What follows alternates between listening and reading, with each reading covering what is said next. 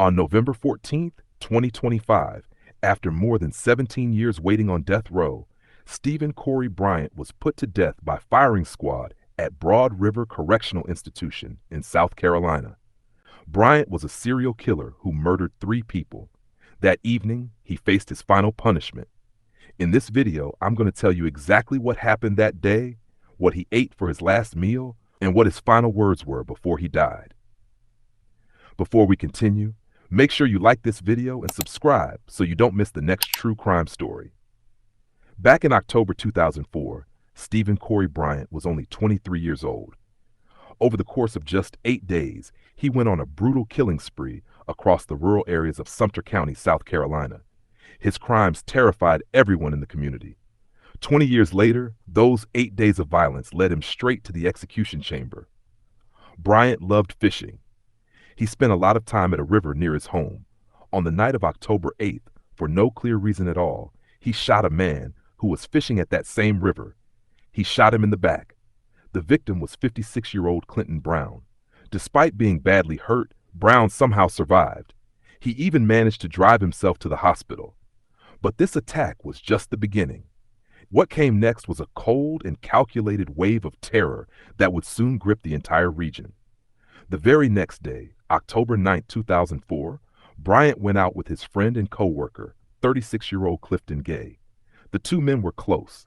They fished together. They spent time with each other's families. That day, Bryant told Gay they were going out to buy beer. But that was a lie. Bryant used a stolen gun to shoot Gay in the head. Gay died instantly. Bryant left his body lying on a lonely rural road. 2 days later, on October 11th, Bryant broke into the home of 62-year-old Willard Teachin. Teachin was a man Bryant didn't even know. He lived in a remote part of the county. Bryant used a trick he would use again and again. He knocked on the door. He told Teachin he was having car trouble. Teachin trusted him. Once Bryant got inside, he shot Teachin 9 times. But the horror didn't end there. After killing him, Bryant did something truly disturbing. He burned Teachin's eyes with lit cigarettes. This sick act was meant to humiliate his victim even in death. While Bryant was going through Teachin's house, stealing jewelry, power tools, and other valuables, the phone started ringing. It was Teachin's daughter, Kimberly Diaz, calling from another state. No one answered the first time she called. She tried again. This time, an unfamiliar voice picked up. When someone finally answered, Kimberly heard a man ask, "Who is this?" She told him she was Willard Teachin's daughter. What happened next made her blood run cold. "You can't talk to him," the voice said. "I'm the prowler." Then came the most chilling confession of all. "I killed him 3 hours ago." The man laughed, a cold, mocking laugh. Then the line went dead. But Bryant wasn't finished. In an act of complete contempt for human life and the law, he used Teachin's blood like paint. He wrote taunting messages on the walls of the house. "Victim 4 in 2 weeks. Catch me if you can."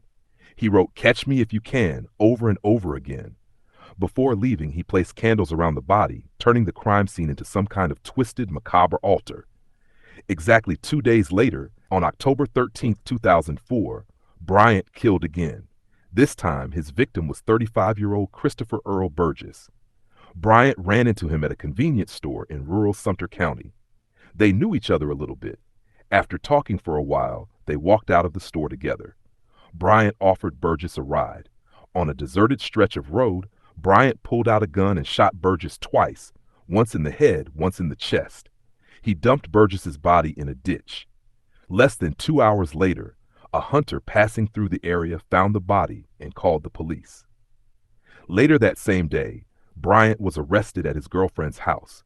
Police quickly gathered strong evidence linking him to all the crimes. Officers found stolen guns, items taken from the victims' homes, and clothing that matched witness descriptions. On October 14, 2004, Steven Corey Bryant was formally charged with 3 counts of murder, 2 counts of aggravated burglary, 2 counts of illegal possession of a firearm, 1 count of armed robbery, and 1 count of arson. Investigators believed he could face even more charges related to the burglaries he committed during his rampage. Even after his arrest, his violent behavior continued. In October 2005, while waiting for his trial at the Sumter Lee Regional Detention Center, Bryant brutally attacked a correctional officer. He punched the officer over and over, even after the officer was already on the ground and helpless. The sentencing phase began on September 2, 2008, in front of a South Carolina judge. Bryant's defense team argued that he should not get the death penalty because of his troubled past. Like in many death penalty cases, his lawyers tried to paint a picture of deep trauma and long-term abuse. They argued that South Carolina's institutions had failed to help him in time. On September 11, 2008, after hearing all the testimony and reviewing all the evidence, the jury found Steven Corey Bryant guilty of capital murder. They sentenced him to death. He received the death penalty for murdering Willard Teachin during a burglary. He also got life sentences for killing Clifton Gay and Christopher Burgess, along with nearly 100 additional years for his other crimes. Over the next 16 years and 9 months, Bryant used every legal option available in the U.S. justice system. His attorneys, some appointed by the court, others working for free, filed multiple appeals. Many of these lawyers opposed the death penalty. They tried various legal arguments to overturn or delay his sentence. On October 14, 2025, the United States Supreme Court rejected his final appeal. This cleared the way for his execution. A few days later, South Carolina Attorney General Kristen Clarke filed a motion to set an execution date. The order was delivered to Bryant on October 17, 2025. Under state law, the execution must happen on the fourth Friday after the order is received. This set November 14, 2025, as the execution date. On October 31, 2025, exactly 14 days before his execution, Bryant was formally told about his right to choose his method of execution. He deliberately chose death by firing squad.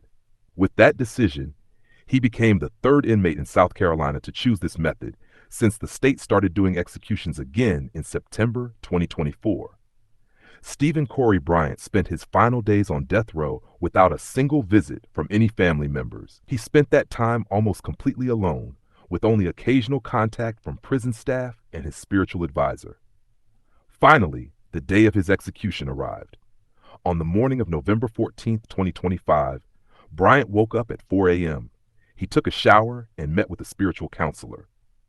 As is standard for executions by firing squad, he was also given sedatives to calm his nerves before the process began.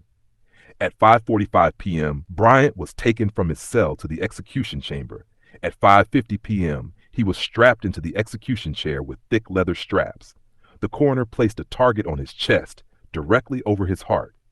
A hood was placed over his head. The warden read the execution order out loud as witnesses took their places behind bulletproof glass. At 6:10 p.m., 3 shooters fired at the same time without warning. 3 .308 caliber rounds hit Bryant's torso in rapid succession. His body showed involuntary movements and made reflexive sounds, but neurological death likely happened within seconds. The coroner pronounced him dead at 6:20 p.m. Steven Corey Bryant did not say any final words. And that's today's video. What do you think? Do you believe this was a just execution or not? Let me know in the comments.